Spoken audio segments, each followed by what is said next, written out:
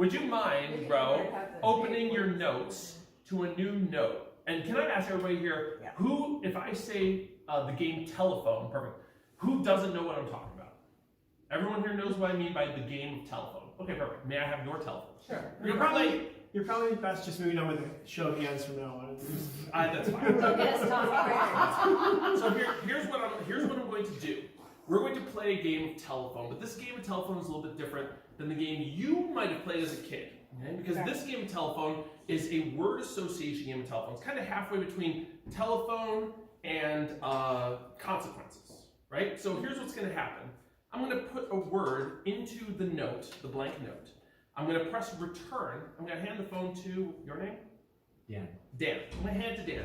Dan is going to look at my word, and then he is going to put in any word he wants. It can be related, it cannot be related, as long as it's a word we all know.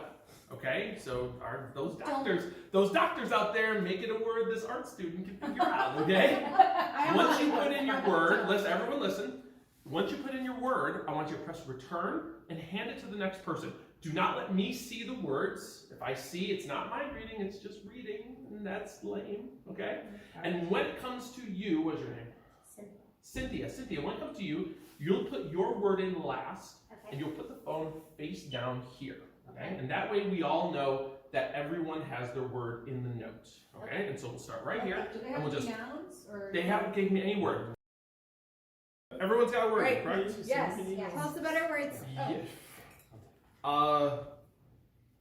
Tell me, so my word, the first word was window, and your word was? Blue. Blue, okay? So who was next? Don't tell me a word, just tell me who was the next one up before you.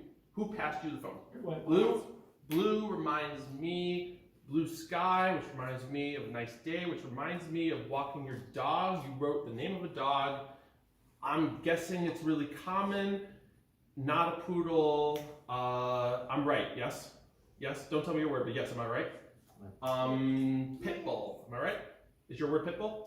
Yes, okay, perfect. Wow. And then pitbull reminds me of an animal, reminds me of meat. He's on the right track. Yeah, I'm getting there. Reminds me of a raw meat dish. What? Carpaccio. No. Yes, that's it. And then carpaccio, you could do this in maybe an Asian country. What? I want to say it is an animal you would not normally eat. We would not normally eat. Horse. Yes. Is the next one. Perfect. What? And then on the line of horse, it's another animal, alpaca. It is. Yes, it is. Oh Alpaca. And then alpaca. That's not good. Alpaca. I can't wait for this shit. Reminds me of anger. The alpacas are fighting animals, No. headbutting. I'm not gonna. We spit. No. Do they spit? Yeah. No, they kind of. Do they spit?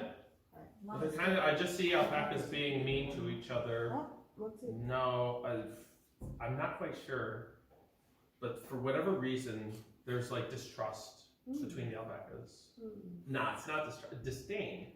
Is the word disdain? Your word is disdain. Yes. It's an iteration of that.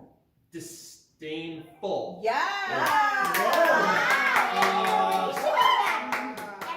Related to the animals, because you kind of the person who thought of that, it was like two hops, but related to animals, the cooking of the animals is grill.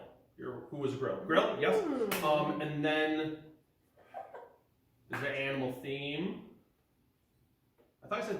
I mean, I guess this really isn't a dirty word, but you said poop. Never poop. That was before dirty words were That's all.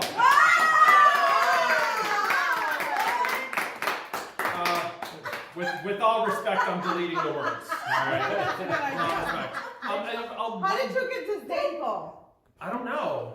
Because you Man.